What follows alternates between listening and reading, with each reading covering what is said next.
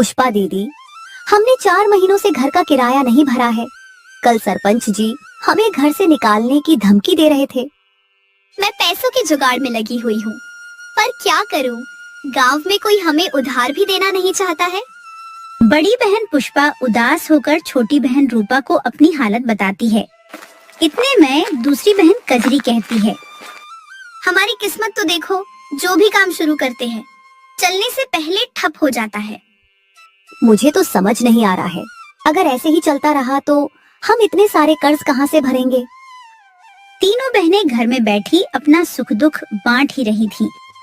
इतने में उन्हें एक आवाज सुनाई देती है, बाहर निकलो तीनों की तीनों। आवाज सुनते ही तीनों घर के बाहर निकलती है। सरपंच को अपने सामने गुस्से में खड़ा देख पुष्पा पूछती है, क्या बात है सरपंच जी, इतनी सुबह सुबह हमारे घर कैसे आना हुआ। सरपंच गुस्से में बोलता है, बहुत हो गया, अब तुम तीनों इस घर से जल्द निकल जाओ। पर क्यों सरपंच जी, आखिर हमने किया क्या है। तुम तीनों महारानियों ने पिछले 4 महीनों से किराया नहीं भरा है। अब मैं तुम्हें और मोहलत नहीं दे सकता। ऐसा न कीजिए सरपंच जी, हम पर दया कीजिए, हम कहाँ जाएंगे, क्या करेंगे। ये सब तुम्हें पहले सोचना चाहिए था। मुझे और कुछ नहीं सुनना है, निकल जाओ मेरे घर से। सरपंच बड़ी निर्दयता से तीनों बहनों को घर से निकाल देता है। तीनों बहनें दर दर भटकने लगती हैं। आज हमें घर से निकले पूरे 3 दिन हो चुके हैं। हम और कब तक यूं ही भटकते रहेंगे। हिम्मत मत हार रूपा, हमें कहीं न कहीं रहने का आसरा मिल ही जाएगा। मुझे नहीं लगता कि सरपंच जी ने हमें सिर्फ पैसों के लिए निकाला है, जरूर बात कुछ और है। भला आपको ऐसा क्यों लग रहा है दीदी। वो इसलिए क्योंकि जब हम घर से निकल रहे थे तब उसके चेहरे पे एक अलग ही मुस्कान थी। ऐसा लग रहा था जैसे हम उस दिन उसे पैसे दे भी देती, उसके बावजूद भी वो हमें घर से निकाल ही देता। आखिर ऐसी क्या बात होगी जिस कारण सरपंच इस हद तक गिर गया कि 3 बेसहारा लड़कियों को बिना कुछ सोचे बेघर कर दिया। तीनों बहनें सरपंच के असल इरादे का सोच सोच कर परेशान हो रही थीं। तभी अचानक मौसम बिगड़ना शुरू हो जाता है। आसमान में काले बादल छा गए, तेज बिजलियां कड़कने लगी। लगता है बारिश होने वाली है, हमें जल्दी सर छुपाने की जगह ढूंढनी होगी। इतना बोलकर तीनों तूफान से बचने के लिए जंगल की ओर भागती है। कुछ दूर चलते ही उन्हें नदी किनारे थोड़ी सी खाली जगह दिखती है, जिसे देखकर पुष्पा बोलती है, कजरी, रूपा, ये देखो, यहाँ इतनी बड़ी खाली जगह है, हम यहाँ अपने रहने के लिए एक झोपड़ी बना सकते हैं। हाँ पुष्पा, तुम सही कह रही हो, इससे पहले बारिश शुरू हो जाए हमें जल्दी से झोपड़ी बना लेनी चाहिए। इसके बाद वे तीनों बहनें बिना एक पल की देरी किए जंगल की लकड़ियों, पत्तों और नदी किनारे की पक्की मिट्टी से एक छोटी सी झोपड़ी बना लेती है। दीदी, भले ही ये झोपड़ी गांव के घर जितनी बड़ी नहीं है, पर यहाँ एक अलग ही सुकून है। न तो यहाँ हमें किराया भरने की चिंता है और न ही घर खोने का डर। सच में पहली बार हम किराए के नहीं बल्कि अपने खुद के घर में रह रही है। तीनों अपने नए घर में रहकर बहुत खुश हो रही थीं। रात हुई, तीनों जंगल की जंगली सब्जियां और फल खाकर सो गईं। आधी रात होते ही तूफान और बारिश का ऐसा कहर बरसा कि उनके घर की छत से पानी की बूंदें टपकने लगीं, जिस कारण कजरी उठ गई।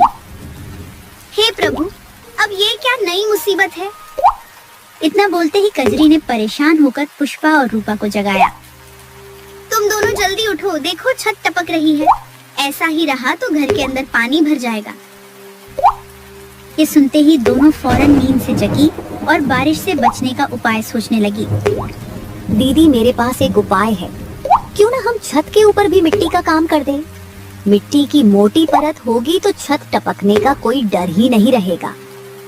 उपाय अच्छा है, अभी बारिश हो रही है, आज हमें ऐसे ही गुजारा करना होगा। सुबह बारिश बंद होते ही हम घर की मरम्मत का काम शुरू कर देंगे। इतना बोलकर तीनों सुबह होने का इंतजार करने लगती है।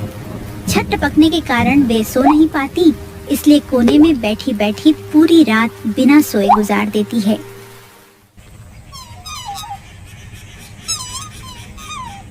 सुबह होती है, बारिश के रुकते ही वे तीनों छत की मरम्मत में लग जाती है। तुम दोनों यहीं रुको, मैं मिट्टी लेकर आती हूँ। थोड़ी देर बाद पुष्पा मिट्टी लेकर आती है और फिर तीनों बहनें छत ठीक करने लगती हैं। अब उनका घर पहले से और भी मजबूत बन गया था। ऐसे ही दिन बीतते चले जाते हैं।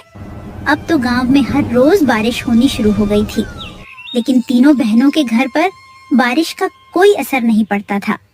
एक दिन बारिश के छुटते ही पुष्पा और कजरी सरपंच के घर जाती है। क्या हुआ, तुम दोनों बहनें यहाँ क्या कर रही हो? घर लेने की उम्मीद न पालना फिर से। सरपंच जी, हमें घर वापस नहीं चाहिए। हम तो बस आपसे एक मदद की उम्मीद करने आए हैं। कैसी मदद? हो सके तो आप हमें कोई काम दिलवा दीजिए। जो भी मुनाफा होगा उसमें से हम आपको भी कुछ हिस्सा दे देंगी। लगता है गरीबी में तुम दोनों बहनों की मत ही मारी गई है। तुमने ऐसा सोचा भी कैसे कि मैं तुम्हारी मदद करूंगा? आप तो गांव के सरपंच हैं, आपको तो गांव में हर किसी की मदद करनी चाहिए। ये आपका फर्ज है सरपंच जी। अब तुम दोनों मुझे मेरा फर्ज सिखाओगी। मेरे इतने बुरे दिन नहीं आए कि मैं तुम अनाथ बहनों से सलाह लूं। सरपंच उनकी खूब बेइज्जती करता है, मानो जैसे वो बरसों पुरानी कोई दुश्मनी अपने गुस्से के जरिए उन पे निकाल रहा हो। कजरी और पुष्पा उसके ऐसे बर्ताव से परेशान हो चुकी थी। आखिर आप हमसे इतनी नफरत क्यों करते हैं? हमने आपका बिगड़ा ही क्या है? मैं तुम्हें जवाब देना जरूरी नहीं समझता। अब जाओ यहाँ से, मेरा दिमाग न खराब करो। इसके बाद दोनों मायूस होकर सरपंच के घर से निकल जाती है। दोनों के अंदर घर जाकर रूपा को सब सच बताने की हिम्मत नहीं रहती है, इसलिए दोनों वहीं रास्ते में रुककर परेशानी का हल सोचने लगती है। कजरी, अब हम क्या करेंगे? काम नहीं मिलेगा तो अपना पेट कैसे पालेंगे? कब तक हम जंगली सब्जियां और फल खाकर गुजारा करेंगे? ऐसे तो हमारी सेहत बिगड़ जाएगी। मुझे तो रूपा की फिक्र हो रही है। हमारी छोटी बहन है, हमें उसे खुश रखना चाहिए, पर किस्मत के हाथों मजबूर उसे भी हमारे साथ दुख झेलने पड़ रहे हैं। दोनों बहनें एक दूसरे से अपना दुख बांट रही थीं। तभी अचानक वहाँ गांव की कुछ औरतें आती हैं। ये दोनों मनहूस यहाँ क्या कर रही है? इन्हें तो सरपंच ने घर से निकाल दिया था ना। अपने बारे में ऐसी बातें सुनकर कजरी को बहुत गुस्सा आता है और वो उस औरत को सुनाने लगती है। तुम हमें ऐसे कैसे बोल सकती हो? क्या हमने तुम्हारा उधार खाया है जो तुम्हारी बातें सुने? जेब में 1 रुपया तो है नहीं, पर अकड़ तो देखो। जुबान कैंची की तरह चलाने से कुछ नहीं होता। तुम तीनों बहनें हो ही मनहूस। सही कह रही हो बहन, मुझे तो इन तीनों बहनों से नफरत है। इनके माता पिता ने जो गांव वालों के साथ किया था वो कोई भी अब तक भूल नहीं पाया है। कहना क्या चाहती हो? मेरे माता पिता ने ऐसा क्या किया था गांव वालों के साथ? उन्हें बदनाम मत करो, वे तो अब इस दुनिया में भी नहीं हैं। सच सबको कड़वा ही लगता है। खैर, हमें तुम्हारे मुंह नहीं लगना, हमारे पास इतना फालतू समय नहीं है। इतना बोलकर वे औरतें वहाँ से चली जाती हैं। शाम होते ही कजरी और पुष्पा अपने घर वापस आती हैं। क्या बात है दीदी, आप दोनों इतनी निराश क्यों लग रही हो? कुछ नहीं बाबू, बस थोड़ी काम की चिंता है। आज भी हम खाली हाथ ही लौटे हैं। कोई बात नहीं दीदी, आप दोनों निराश ना हो, ऊपर वाला सब ठीक कर देगा।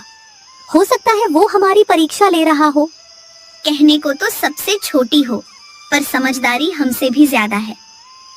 मुझे ऐसा क्यों लग रहा है दीदी, जैसे सिर्फ काम ही समस्या नहीं है, बात कुछ और भी है। नहीं तो ऐसा तो कुछ भी नहीं है। तू ज्यादा मत सोच, जाकर सो जा, हम कोई न कोई काम ढूंढ ही लेंगी। तब रूपा, पुष्पा और कजरी रूपा को गांव में हुई चर्चा के बारे में कुछ नहीं बताती है। रात होती है।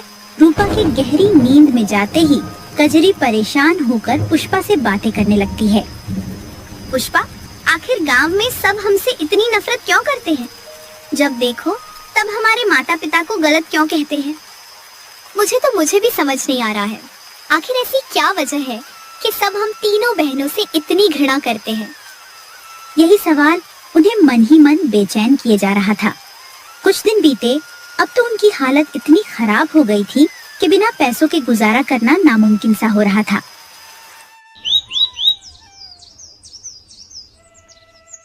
इसलिए एक दिन पुष्पा ने गांव के सबसे धनी व्यक्ति श्यामलाल से मदद लेने की सोची। कजरी, रूपा, तुम दोनों घर पर ही रहना, मैं थोड़ी देर में आती हूँ। अब तुम कहाँ जा रही हो? बाहर मौसम खराब है, कभी भी बारिश हो सकती है। इसीलिए तो कह रही हूँ, घर पे ही रहना दोनों। मुझे श्यामलाल से काम के सिलसिले में बात करनी है। मैंने तो सुना है वो श्यामलाल काफी क्रूर और लालची है। पुष्पा, तुम अकेले घर का बोझ उठाने का सोच रही हो क्या? भूलो मत, तुम मुझसे कुछ महीनों की ही बड़ी हो। इसका मतलब ये नहीं कि मैं आराम करूं और तुम अकेले काम करो। मैं घर में अकेली रहकर ऊब जाती हूँ। अब मैं भी काम करूँगी और घर खर्च में आप दोनों का हाथ बटाऊंगी। दोनों ने साथ काम करने की जिद ठान ली थी, इसलिए पुष्पा उन्हें चाहकर भी मना नहीं कर पा रही थी। अब तीनों बहनें श्यामलाल के घर की ओर निकल पड़ती हैं। रास्ते में मिलने वाले हर लोग उन्हें नफरत की नजर से देखते हैं, लेकिन तीनों अपनी हिम्मत नहीं हारती हैं और श्यामलाल के घर पहुंचती है। श्यामलाल अपने घर के सोफे पे बैठे आराम फरमा रहा था। सेठ, हमें कोई काम दे दीजिए, हमें काम की बहुत जरूरत है। अरे तुम तीनों आओ आओ, मैंने सुना है तुम्हें बेघर कर दिया गया है। बहुत अफसोस हुआ सुनकर। किस्मत के आगे किसकी चली है साहब? गांव में कोई हमारी मदद नहीं कर रहा है। हम बड़ी उम्मीद लेकर आपके पास आए हैं। क्यों नहीं, मैं तुम तीनों को जरूर काम दूंगा और पगार भी अच्छी दूंगा। आखिर तुम तीनों हमारे गांव की ही बेटी हो। ये सुनकर तीनों के होश उड़ जाते हैं। रूपा हैरान होकर मन में सोचती, ये श्यामलाल तो दिल का बड़ा अच्छा है। लोग फिजूल में इसके बारे में फालतू की अफवाह फैला रहे थे। रूपा इतना सोचती ही है, इतने में श्यामलाल उन्हें कुछ पैसे देकर काम करने को बोल देता है।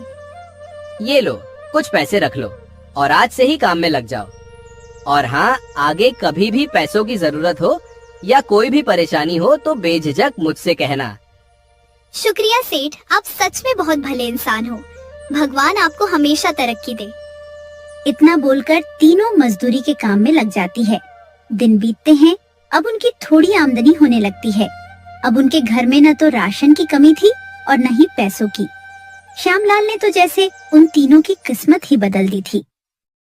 एक दिन मौसम की मार गांव पे ऐसी पड़ी कि बारिश ने रुकने का नाम ही नहीं लिया। न जाने अचानक मौसम को क्या हो गया है, बारिश रुकने का नाम ही नहीं ले रही है।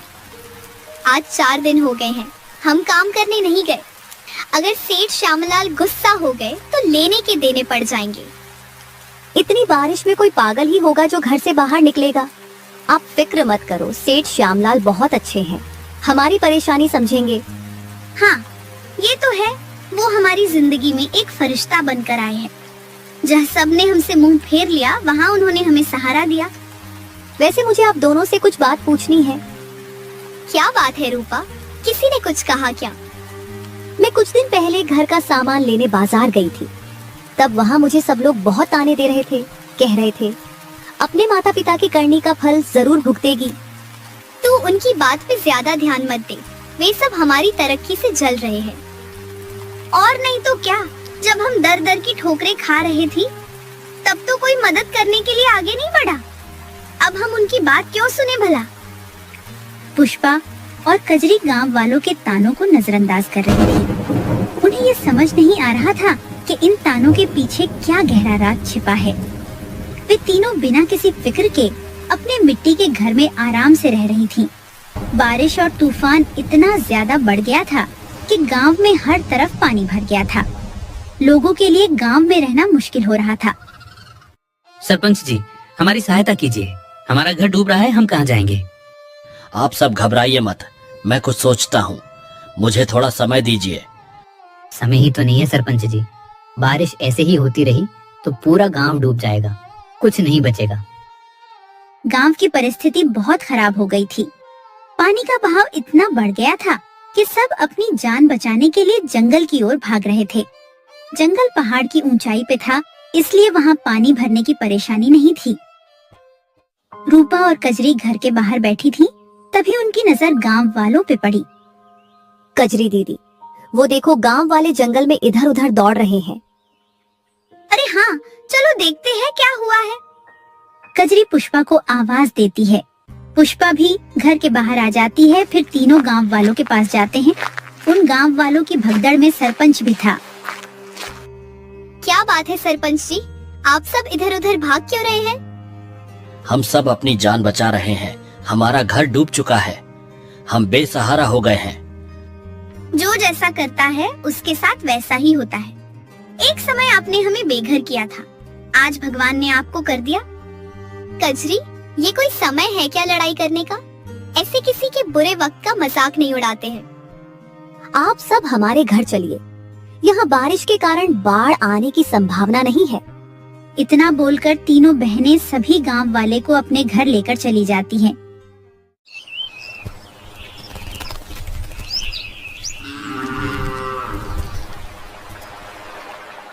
दो दिन बीतते हैं। बारिश का कहर कम होता है। सब अपने अपने घर जाने की तैयारी करने लगते हैं। तब सरपंच, हमें माफ कर देना तुम तीनों। हमने तुम्हारे साथ बहुत अन्याय किया है। हमने तुम्हारे माता पिता की गलतियों की सजा तुम तीनों बहनों को दी। आप सब अक्सर हमारे माता पिता की गलती की बात करते रहते हैं। आखिर उन्होंने ऐसा क्या किया था जिसकी सजा आप सब हम तीनों बहनों को देते आ रहे थे? सरपंच जी, आज आपको सच बताना ही होगा। आखिरकार सरपंच अपनी चुप्पी तोड़ता है और उन्हें सालों पुराना राज बताता है। तुम्हारे माता पिता ने सालों पहले मंदिर के गहनों की चोरी की थी। ये सुनते ही तीनों के पैरों तले जमीन खिसक जाती है। नहीं, ये मुमकिन नहीं। भले ही हमारे माता पिता हमारे साथ ज्यादा समय तक नहीं रहे हो, पर फिर भी हम ये यकीन से कह सकते हैं कि वो ऐसे बिल्कुल नहीं थे। हाँ, मैं 9 साल की थी जब मेरे माता पिता गुजरे थे। उनके गुजरने से पहले वो मुझे हमेशा सच्चाई और धर्म के मार्ग पर चलना सिखाते थे। अब आप ही बताइए, जो अपनी बच्चियों को इतने अच्छे संस्कार दे, वो भला चोरी जैसा गलत काम कैसे कर सकते हैं? तीनों जिद पे अड़ गई थी कि वे अपने माता पिता के माथे पे लगा ये कलंक मिटा कर रहेगी। वे तीनों सरपंच के ऊपर भड़कने लगी थीं। तभी अचानक एक बूढ़े बाबा की आवाज आती है। वे दोनों सच्चे थे। ये सुनते ही सबकी नजर उनके ऊपर जाती है। आप कौन है बाबा? मुझे नहीं पहचाना सरपंच? मैं उस मंदिर का पुजारी हूँ। तुम्हें कहाँ से याद होगा? उस वक्त तो तेरा पिता गांव का सरपंच था। चलो सब मेरे साथ, आज सारे रहस्यों से पर्दा उठेगा। इतना बोलकर बूढ़े बाबा सबको श्यामलाल के घर के आंगन में लेकर जाते हैं। सरपंच, यहाँ खुदाई करवाओ। खुदाई शुरू होती है।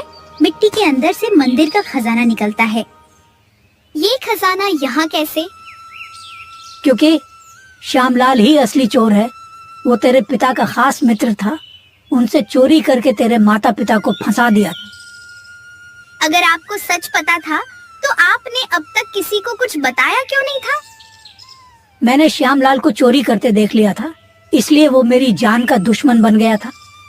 उससे बचने के लिए अब तक मैं अपनी पहचान छुपाकर घूम रहा था। वो श्यामलाल बाढ़ से बचने के लिए शहर भाग गया है। अब हम उसे सजा कैसे देंगे? उसने मेरे माता पिता का नाम खराब किया है। इतने सालों तक उसकी वजह से आप सबने हमें इतने ताने मारे, मेरे माता पिता को कोसते रहे। उसे उसकी भरपाई करनी होगी। हम कैसे भी करके उस श्यामलाल को गांव वापस लाकर रहेंगे। दीदी, मुझे ये समझ नहीं आ रहा है, अगर श्यामलाल इतना बुरा था तो उसने हमारी मदद क्यों की? वो इसलिए क्योंकि ये आधा खजाना है, आधा तुम्हारे पिता ने उससे बचाकर कहीं छुपा दिया था और उसे लगता है कि तुम्हें खजाने का पता है। अब सारी हकीकत उनके सामने थी। उन्होंने शहर में श्यामलाल के पास ये खबर पहुंच पाई कि बाकी का खजाना मिल चुका है। श्यामलाल लालच के भंवर में फंस गया और गांव दौड़ा चला आया। सभी गांव के चौराहे पर खड़े उसका इंतजार कर रहे थे। कहाँ है मेरा खजाना? तुम्हें खजाना नहीं, हथकड़ियाँ मिलेंगी सेठ। ये सुनते ही श्यामलाल समझ जाता है कि उसे झूठ बोलकर बुलाया गया है। सरपंच और बाकी के गांव वाले उसे पुलिस के पास लेकर चले जाते हैं। फिर रूपा पुष्पा से पूछती है, दोषी को सजा तो मिल गई, पर ये समझ नहीं आया कि पिताजी ने बाकी का खजाना कहाँ छुपाया होगा। मुझे पता है, माँ कहा करती थी कि हमारे घर के आंगन में गांव की धरोहर छिपी है। आज मुझे इसका अर्थ समझ आया। इसके बाद पुष्पा ने अपने किराए वाले घर के आंगन की खुदवाई कराई और खजाना वापस से मंदिर के हवाले कर दिया। फिर वे तीनों बहनें खुशी खुशी नदी किनारे वाले घर में रहने लगीं। अब उन्हें कोई घृणा की नजर से नहीं देखता था। सब उनसे बहुत प्यार करते थे और उन्हें अच्छी पगार पर काम भी देते थे। इस प्रकार की मजेदार कहानियों को सुनने के लिए हमारे चैनल अक्कू टोन को सब्सक्राइब करना ना भूलें।